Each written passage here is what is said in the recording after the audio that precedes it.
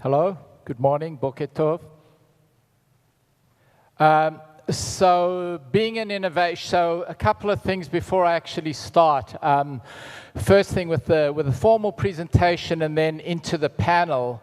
There's been a lot of mention of Yaki Dayan and his initiative in order to be here, but I want to give a shout out as well to Eastwind Partners, to Josh Schwartz, and to Michael Beaujou, without whom this conference would really never come together. And so I want to recognize them as well, and if it's being recorded, we can play this for them afterwards.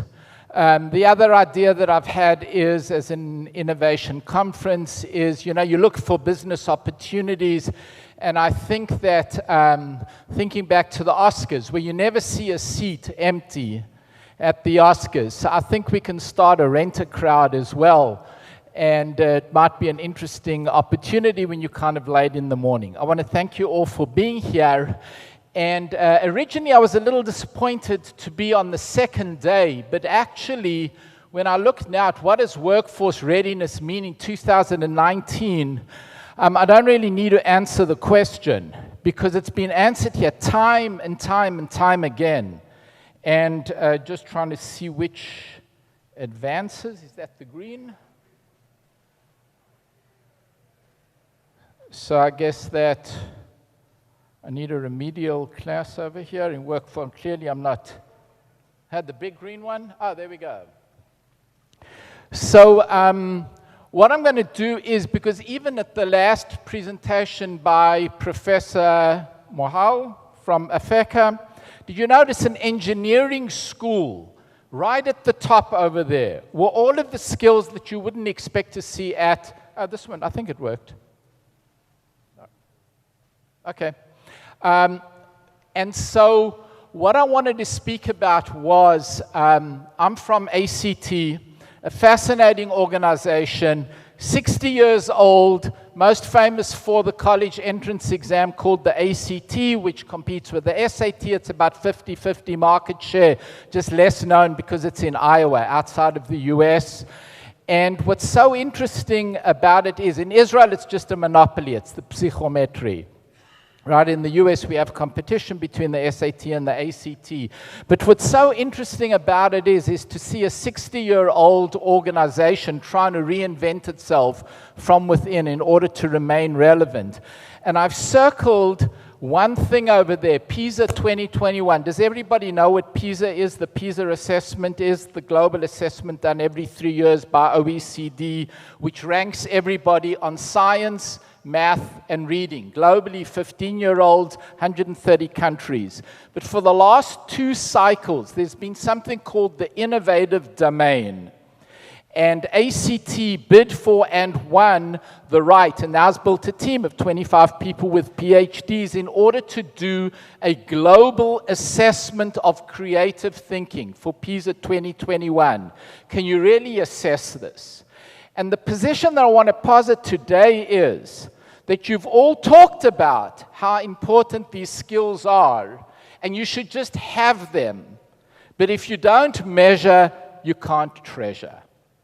And the question is not should you have these skills, but how are we going to measure them? And that's what ACT has tried to do. We have looked now, as a high-stakes assessment company, have looked at measuring skills, knowledge-based skills for college entrance, and I call this the most expensive single PowerPoint slide in the world. This is about a 3-year, $5 million investment in creating the ACT holistic framework, where we look at every assessment needs to look at both core academic skills and behavioral skills, because those are the ones that are most successful. And again, I'm just emphasizing from the measurement standpoint. Here are from OECD, which is the parent of PISA, 2 mega trends that I think play to the business opportunity that we have. The first one is the rise of the global middle class. Today, almost 50% of the world falls into the global middle class, and it's going to grow to 60%. It's exemplified by the fact that there are 10,000 bilingual international schools with a market of about $48 billion. And at the same time, the gap between the haves and the have-nots is growing everywhere. Israel is a fantastic example. In India, 1/3 of the population are still in the underclass, where the middle class has grown in the United States as well. And so those two over there, the question is, in preparing a workforce, what do you put together? And when you look at all three, other than the one that I've circled, all of those have just been repeated again and again at the conference about the changing place in work. But creativity, complexity, empathy, and compassion, I would posit, are all artificial intelligence proof, and that's where the opportunities are. They're valued in the workforce. There were slides this morning that showed that. If you look at the occupational network of the U.S. Department of Labor, those are, in every one of these professions, dependability, integrity, cooperation, teamwork, and leadership are all valued more than all of the so-called cognitive skills. And so what we've done at ACT is build a suite of assessments based around the Big Five, which is the most widely recognized in the world by OECD as well, where we measure work, all 6 of these constructs, and put them into a unified score based on self-reports, situational judgments, and forced choice. In other words, we've taken 3 methodologies and put them together in order to get to the least fakeable in terms of getting feedback, not for hiring purposes. I want to just mention that.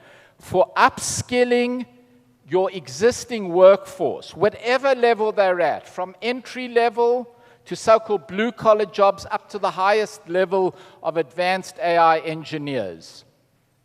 That's what we're trying to do with Tessera Workforce, giving feedback at the individual level, at the roster level, to the manager, and then long reports as well.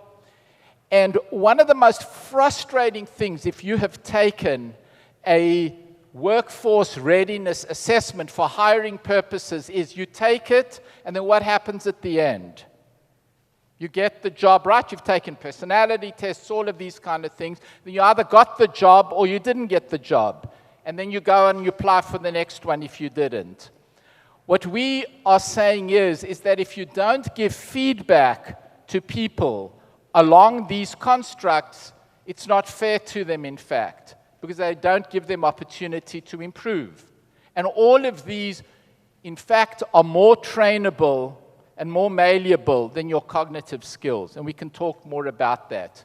So, in summary, last piece over here, we have a workforce employee playbook which goes along, which gives you feedback and then online on how to actually improve these skills.